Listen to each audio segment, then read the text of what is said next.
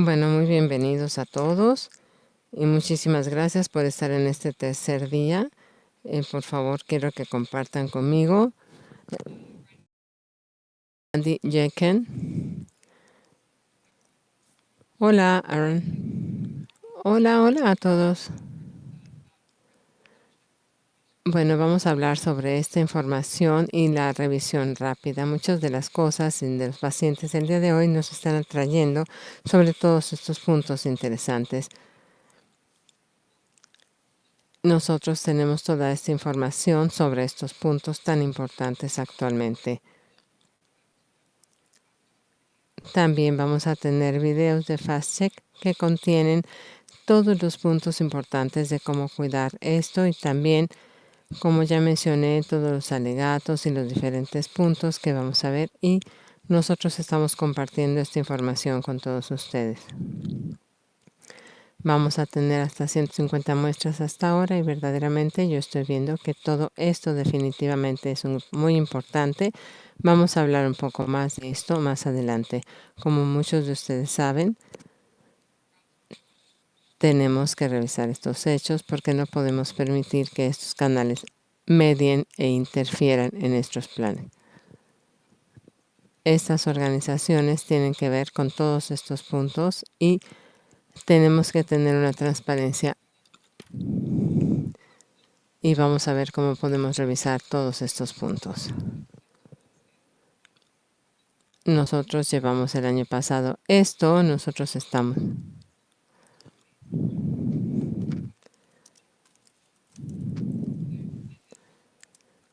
Tenemos que identificar cómo tenemos que ver a todos los socios y cómo podemos mejorar todos estos puntos, todas estas participaciones.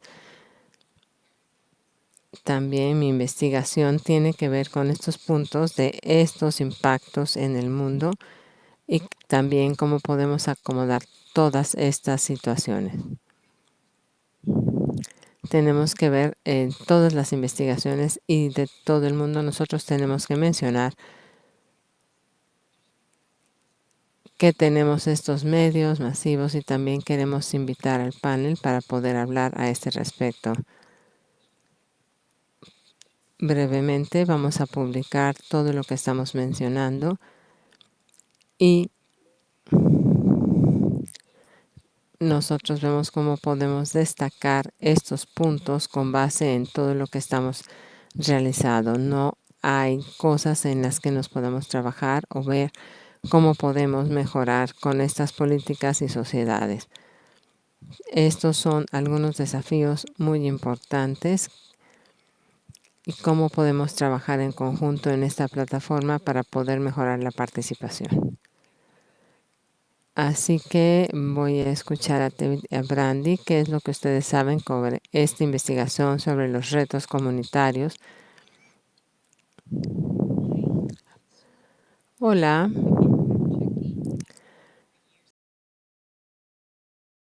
Nosotros hicimos fast-checking ya durante muchos años. Este es un punto muy importante. Es un video, un tema fantástico de todos estos puntos, de cómo tienen muchísimas puntos muy bizarros y cómo pueden mejorar estos fast checks para poder tener una mejor estrategia digital. Hace muchos años, en ese momento, cuando nosotros los llevamos a cabo, había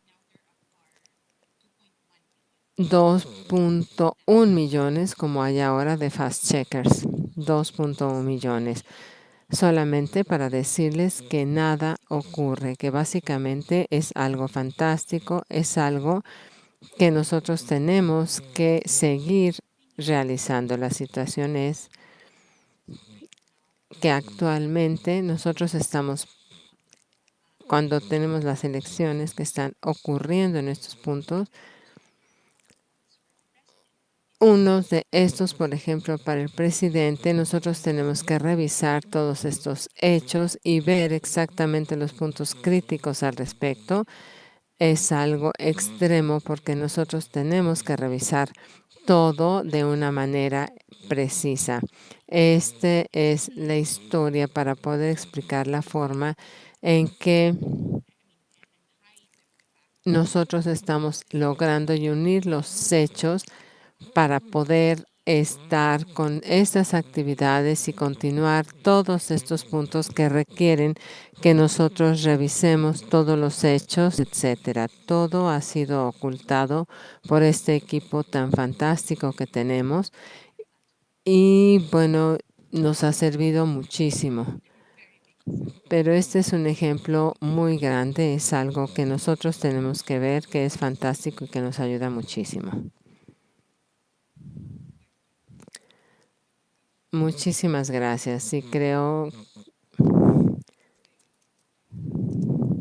David, ¿tú quieres responder la pregunta que acabo de plantear? Yo creo que lo más importante de todas las observaciones es que YouTube es el responsable.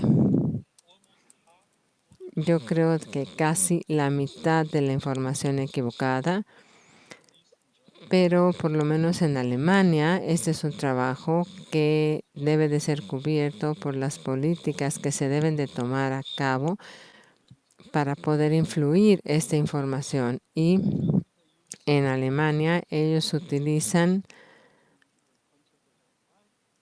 por ejemplo, el contenido que no les gusta, etcétera, ellos lo censuran, pero es importantísimo que recordemos todos los puntos. Por ejemplo, hoy, por ejemplo, hay algunos puntos que se borraron o se prohibieron de YouTube y nosotros pudimos difundir algunos puntos en línea para poderlos borrar, por ejemplo, deshacernos de cosas que no servían. Entonces nosotros no vamos a resolver el problema de mala información, pero sí por lo menos creamos un punto donde no nos podemos desviar. Esta es una situación de política y se necesita muchísimo trabajo. Parece que no resolvemos el problema, pero sí estamos luchando por lograrlo. Gracias, David.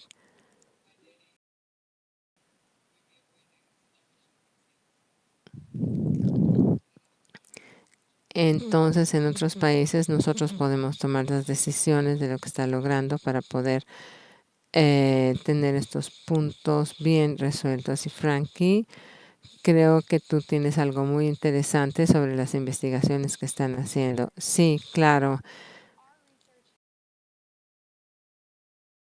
Nuestra investigación se ha enfocado en algunos algoritmos específicamente y ver la forma en que estos algoritmos y estos contenidos de superficie pueden ser dañinos, pueden ser creíbles, sobre todo en el transcurso de nuestra investigación que nosotros estamos viendo que nos falta cierta información. Nosotros vemos la extensión del buscador para ver algunos ejemplos para las personas o videos que YouTube en algunos momentos nos dicen que es muy bueno de ver.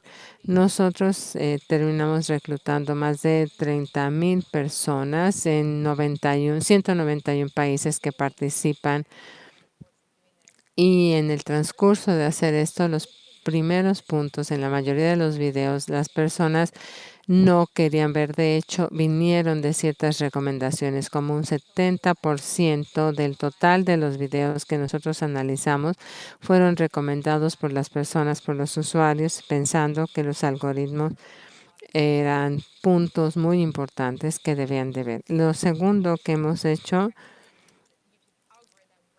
el algoritmo recomienda videos que también son de propiedad. Hay algunos videos que se le recomiendan a las personas que después se quitaron de la plataforma porque estaban violando, digamos, algunas políticas sobre información equivocada médica, por ejemplo. Es importante saber con el frente de transparencia que solamente como en un 40% de los casos que nosotros analizamos, YouTube verdaderamente proporcionó una razón por qué quitaron el video y nos permitió decirles por qué este video se quitó de la plataforma. Así que es muy interesante etiquetarlo en la plataforma a este respecto porque obstaculiza nuestra habilidad de entender completamente el papel del algoritmo y recomendar los videos y los lineamientos. Y lo tercero que encontramos refuerza estos puntos y es que el mundo que no habla inglés, que no es angloparlante, encuentra algunas fallas y descubrimos que la tasa de lo que nosotros llamamos los videos que las personas nos envían, le llamamos la tasa de lamentaciones porque es un 60% más elevado cuando no es idioma en inglés. Entonces nosotros tenemos que ver los esfuerzos de YouTube para poder enfrentar este contenido y reducir las recomendaciones de ese tipo de contenido, incluyendo la mala información. Yo creo que lo último que debo decir al respecto en la nota de transparencia también es que nosotros hicimos esta investigación porque verdaderamente creemos que encontramos estos puntos y algunos de los problemas que hemos visto en YouTube, pero no creo que este debería ser el caso cuando una organización independiente esté estudiando algoritmos o buscadores que tienen tantas consecuencias. YouTube, por ejemplo, es el segundo sitio web más visitado del mundo y el algoritmo de recomendación tiene más de 700 millones de horas que se observan en la plataforma todos los días. Así que verdaderamente sí tiene que haber muchísima más transparencia en la plataforma y en el mundo de los algoritmos de recomendación en YouTube. Muchísimas gracias. Y sí, estoy segura de lo que tú estás diciendo sobre este etiquetado está funcionando. Y sí, también sobre el punto de transparencia, yo creo que tenemos que estar muy pendientes de lo que se transmite por YouTube y de lo que nosotros estamos cubriendo. Entonces esto verdaderamente es un punto muy difícil. Hemos visto, por ejemplo, de estos algoritmos, un debate sobre la cuestión de quitar o no algunos videos, pero sabemos que hay algunos puntos un poco más difíciles. ¿Cuál crees que sea la forma de trabajar con esta plataforma para poder tener una situación un poco más orientada a ese respecto? Sí, que yo creo que lo que debemos de recordar, por ejemplo, en YouTube,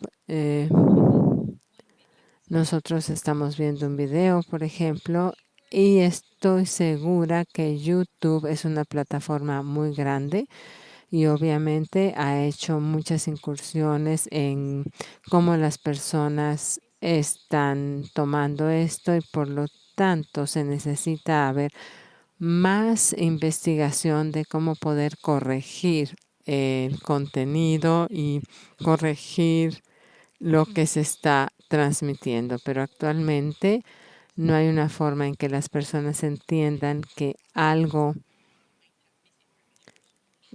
no necesita, por ejemplo, transmitirse y hay muchísimo cuando nosotros intentamos buscar, por ejemplo, lo que hicimos cuando hicimos estos fact checks en video, nosotros supuestamente vimos que existen brechas en el contenido y nosotros queremos tener como blanco estas brechas en los contenidos. Nosotros tratamos de hacer algunas cosas dentro del estilo de estos videos donde las personas están tratando de llenar las brechas, etcétera.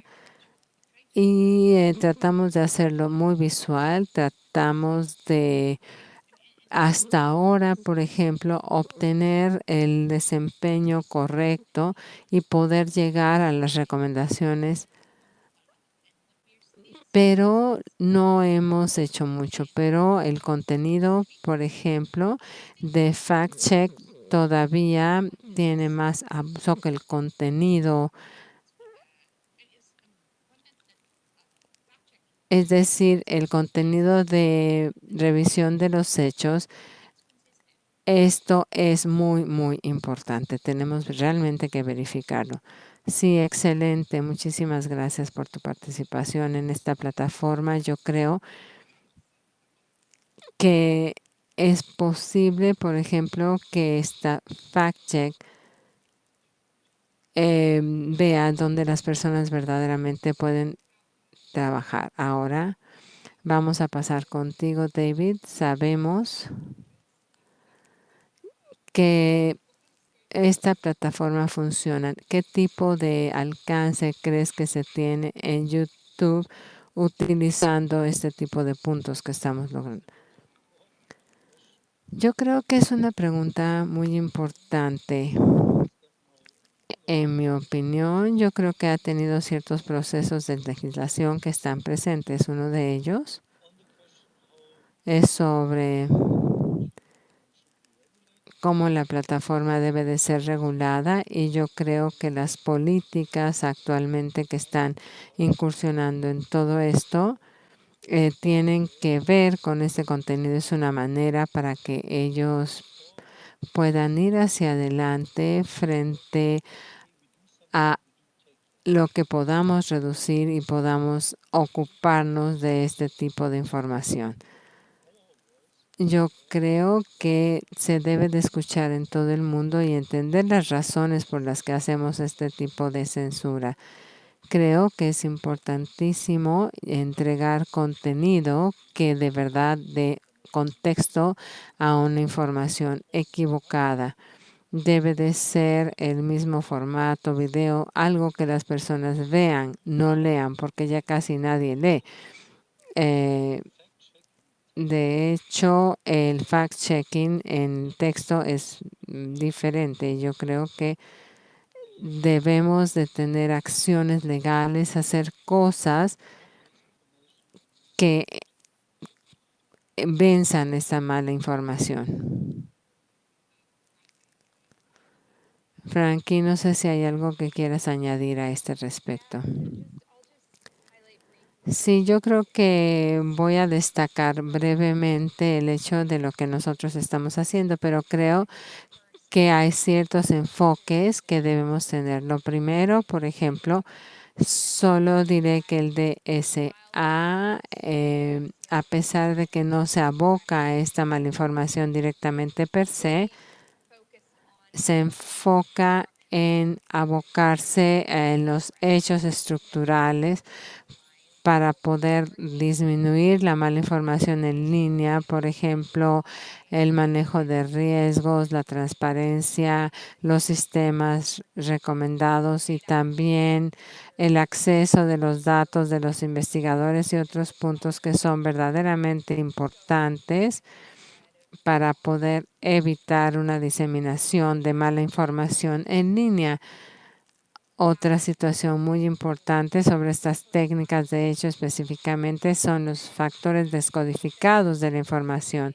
Yo creo que la misión es esperar que se revisen estos códigos para tener compromisos más robustos en la plataforma y comprometernos con el hecho de este comité, lo cual es maravilloso. Yo creo que hay un papel muy importante para esta comunidad de fact-checking para contribuir al desarrollo de estas cooperaciones, ya sea participando directamente o monitoreando el marco. Muchísimas gracias, Brandy. Solamente quisiera darle un seguimiento a lo que tú estabas diciendo sobre este tipo de discusiones. Yo creo que estamos de acuerdo en estos puntos, en estos escenarios, pero la pregunta es cómo podemos, sobre todo en la industria de jóvenes, dedicarse a estos puntos que deben de revisar y cómo podemos trabajar de la mejor manera posible para lograrlo. Sí, definitivamente. Yo creo que en particular con respecto a este tema de transparencia hay muchísimo espacio para cooperación. La comunidad de fact-checking tiene muchísima experiencia práctica de trabajar con algunas de estas plataformas y de establecer las plataformas directamente, entender la información que están proporcionándole a las diferentes comunidades del mundo. Yo creo que esta es un área muy interesante para que nosotros pensemos en más cooperación, porque yo creo que YouTube es una de las menos transparentes, una plataforma de redes sociales menos transparente. Y yo creo que hay muchísimo que podemos hacer, por ejemplo, trabajando juntos para hablar de la necesidad de una mayor transparencia y dar ejemplos verdaderamente prácticos de cómo podernos comprometer más con esta comunidad de hechos verdaderos. Sí, es un ejemplo con el que concuerdo. David, ¿tienes tú alguna respuesta de cómo podemos unirnos a esto y de cómo poder estar a favor de todo esto? Pues lo que yo opino es que verdaderamente debemos de trabajar juntos en el Parlamento, en los Estados Unidos, en la Unión Europea, para presionarlos lo más fuerte que podamos, porque todos los días nosotros perdemos una acción y perdemos con esta campaña de mala información. Y, por ejemplo, en la Unión Europea, en Polonia, en Europa, esto también pide que no haya mala información. Lo que tenemos que hacer es que vamos a ver que hay consecuencias políticas importantes porque las personas están perdiendo esta campaña de mala información. Yo creo que esta es una situación común que debemos hacer y podemos abrir algún servidor, pero por otro lado, también tenemos que tener esto en partes regionales. Así que sí puede ser diferente en los países, como los países fuera de Europa, que enfrentan diferentes dificultades. Y estas políticas podrían establecer estos puntos que el más crucial sería, por ejemplo, conjuntar los esfuerzos e ir hacia adelante para poder lograr todas estas líneas de trabajo. Sí, creo que has tocado un punto muy importante. Tienes razón. A veces nosotros no podemos elevar la voz o no lo logramos. Yo creo que ni siquiera es la pregunta de cómo, sino de por qué. ¿Por qué podemos o debemos colaborar? Es verdaderamente urgente. Es algo que debemos estar haciendo, que debe de estar ocurriendo y debemos de elevar las voces y unirnos para poder gritar lo que se necesita este tipo de revisión de las plataformas para que las personas escuchen. Yo creo que está ocurriendo porque no solamente es cuestión de contenido, también es cuestión de sociedad, de democracias, porque todo esto está siendo afectado. Muy bien. Entonces vamos a ver algunas preguntas del público. Chema, quisiera preguntarte cómo se puede colocar el contenido de una manera correcta. Por ejemplo, si en YouTube terminas con una mala información con esta plataforma, tal vez la puedan sacar. Por ejemplo, la pregunta sería, ¿cómo podemos deshacernos de estos videos que son tendenciosos o que están equivocados? Gemma, ¿tú qué opinas? Yo creo que ¿qué es lo que estamos viendo? El mainstream, porque hace muchos años YouTube no era tan socorrido como actualmente. Yo creo que es una red, pero ahora YouTube en el último trimestre del año pasado fue una plataforma que verdaderamente fue muy socorrida. Las personas la veían todo el tiempo, veían este tipo de videos en estas plataformas de streaming.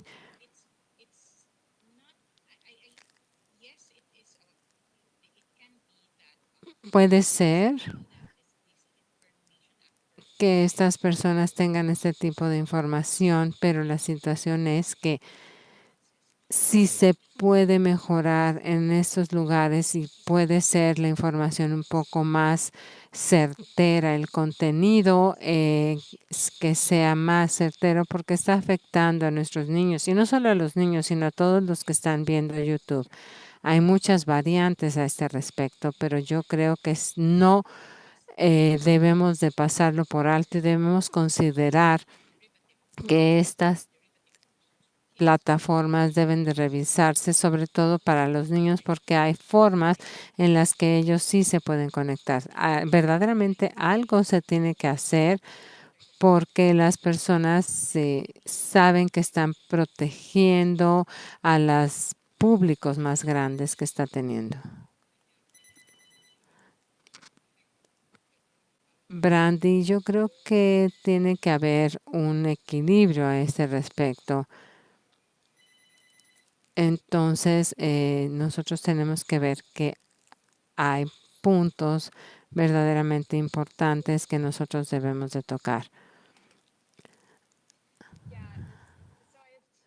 Sí, pienso dos cosas. Lo primero es que esto se incluye en la cuestión de la transparencia en general cuando pensamos en un enfoque holístico para disminuir la distribución de mala información. Se requiere cooperación entre las plataformas y proveedores de servicio ofreciendo datos a los investigadores a nivel del ecosistema.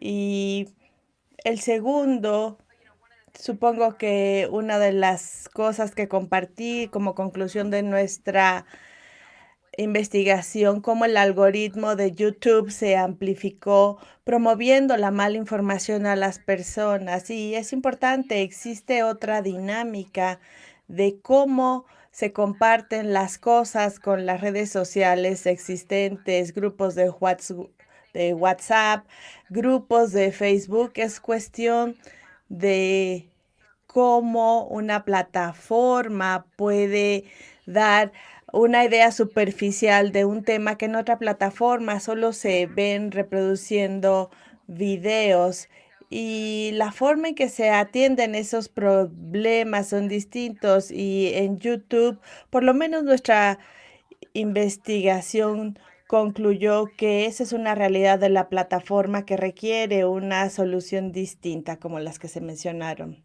Sí, claro, gracias. David, ¿quieres agregar algo o vamos a otra pregunta? Sí, no tengo nada que agregar. Muy bien. La siguiente pregunta es acerca de las practicalidades de los hechos en YouTube, los vínculos a los subtítulos. ¿Cuáles son las formas para hacer el fast check en el formato de video? ¿Puedo contestar yo? Creo que esta es la forma. YouTube ya tiene la opción de colocar el contexto en su contenido. Y el contexto que usa YouTube es pues la publicidad, los anuncios. Y exactamente esta es la forma que podemos hacer para verificar los hechos de la mala información en los videos para ver si los eliminamos. Cuando alguien te dice que las personas nunca alunizaron, puedes poner una leyendita que diga, hay más contexto en esto, puede leerlo, usted puede creer otras cosas como que un monstruo de espagueti ya llegó a la Tierra, pero esto debe ser incluido en esos recuadros pequeños. Yo creo que esa es una opción. Sí, esta es una muy buena forma de hacer una verificación de hechos. Y, perdón, sí, y de esta forma se elimina el problema de borrar el contenido, porque no lo borras y puedes debatir en el contenido, puedes verificar los hechos y puedes tener un argumento, pero para que no se borre. Y tenemos otra pregunta del público.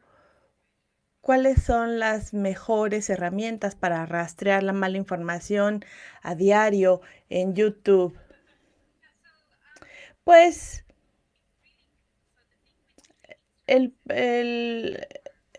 la característica de los servicios de streaming es que se requieren más recursos, como el texto que te permita buscar. Y lo que tiene el video es que hay que escuchar de otra forma, pues no puedes identificar si hay mala información, por ejemplo, con el COVID.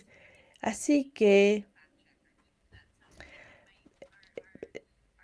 es difícil hacer. Nuestros investigadores, pues, se estresan mucho de estar viendo algo porque estás escuchando un hilo de ideas y los alteran, ¿no?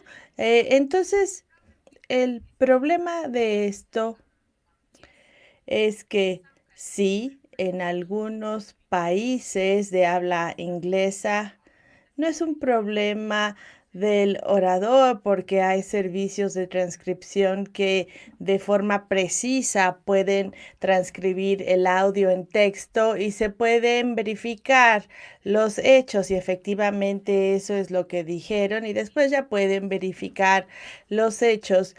Pero en nuestro caso, estos videos están en filipino o en 100 otros idiomas. Entonces, no se pueden tener estos servicios de transcripción automática. Entonces, tenemos que ver y escuchar. Esto requiere de muchos recursos, pero también no hay recursos en algunas ocasiones, ya que no hay arreglos para encontrar a estas personas o estas compañías que ofrecen estos servicios. Sí, el monitoreo de la información es algo bueno. Teníamos un buen publicista en Google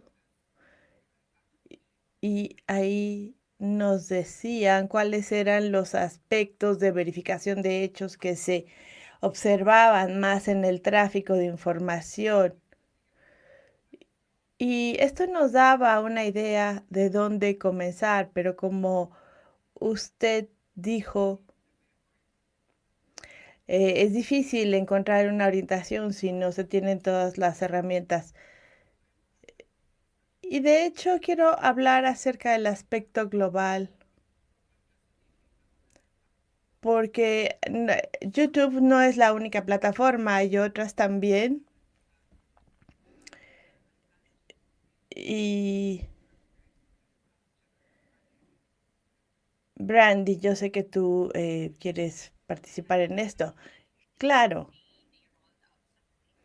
algunas plataformas presentan algo que supuestamente son algunas cosas que se están probando, por ejemplo, revisiones principales, pero nos preguntamos si estos mecanismos son efectivos. En realidad, no los veo aquí, no he visto aquí nada que hayan elegido.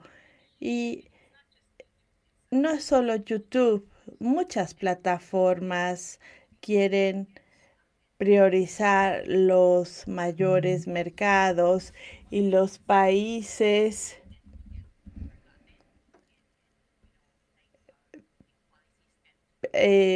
tienen aspectos olvidados. A veces las políticas están implementadas ya años después de que hubo algún daño. Por eso, y sí, sí, lo que estás diciendo es que algunos países son utilizados como una caja de Petri, ¿no? Como un experimento. Sí, exactamente. Y eso es lo que estaba pensando.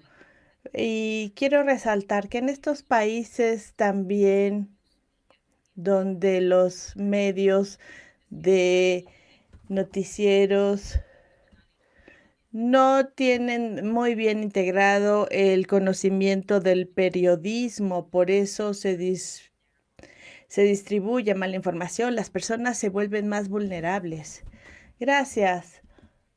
Brandy, tú también, ¿qué nos puedes decir acerca de la naturaleza global? Pues claro, yo quiero agregar a lo que están diciendo ustedes y reforzar, sobre todo en YouTube, uno de los aspectos principales que usan con frecuencia para resaltar el éxito de sus políticas para disminuir la diseminación de contenido dañino considerando un sistema de recomendación, porque dijeron que introdujeron cambios en las políticas que dio lugar a una disminución de 17% a la recomendación de mala información y con frecuencia esto no es algo que se le preste mucha atención porque hay que escarbar tantito porque se refiere a un porcentaje muy pequeño de la población global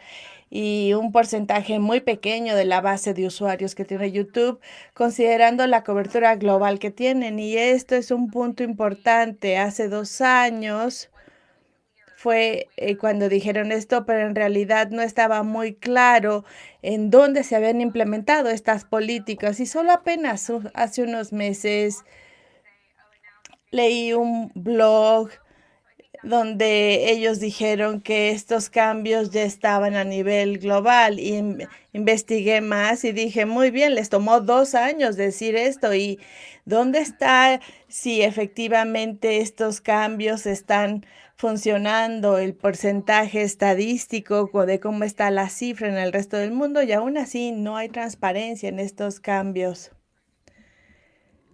Muy bien, es un buen tema para que las personas lo busquen. Tenemos otra pregunta y esta es la última antes del cierre. Están preguntando acerca del contexto alemán. David, actualmente hay videos de la pandemia de COVID-19 y esto incluye opiniones y narrativas. Podemos entender que esto consume mucho tiempo. La persona está preguntando que el tiempo de producir videos es mucho mayor si los vas a producir con texto. David, ¿tú qué piensas? Ok, pues no, no hacemos eso. Es,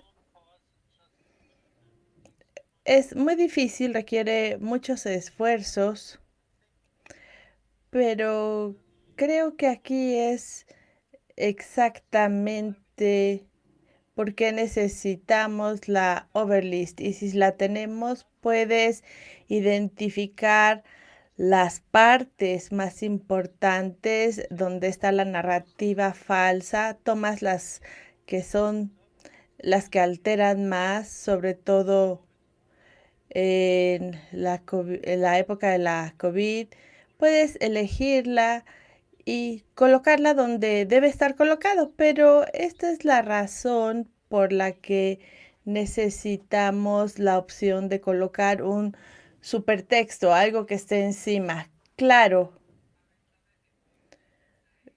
me gustaría si cada uno de ustedes pudiera decirnos a todos qué es lo que les gustaría que sea distinto. Sí, muy bien, pues políticas más claras, implementación global de estas políticas, porque no se deben olvidar los países más pobres. Y creo que debemos apoyar a las personas. No puede ser algo que sea gratuito, ¿no? No sé, una fuente de código abierto, eso no es justo para los que hacen esto para trabajar. Brandy, pues yo diría que más transparencia en lo que YouTube considera contenido limítrofe, una aplicación global de sus políticas y transparencia de cómo es su algoritmo de implementación y cómo el papel que juega en el contexto limítrofe. Y por último, es que soy ambiciosa, herramientas para escrutinio e investigación independientes para YouTube. Y David, pues creo que en un año debemos eliminar el formato de video y YouTube debe de pagar por eso. Ellos fueron los que crearon este problema. Ellos deben de pagar por la solución. Muy bien. Ustedes saben que la comunidad de verificación de hechos se está reuniendo para trabajar, para arreglar esto. Y si quieren ponerse en contacto con Carlos o conmigo, vamos a agradecer que se pongan en contacto con nosotros. Quiero agradecer a los panelistas y en 15 minutos vamos a estar hablando de las tendencias globales en la comunidad de los verificadores de hechos. Gracias, gracias.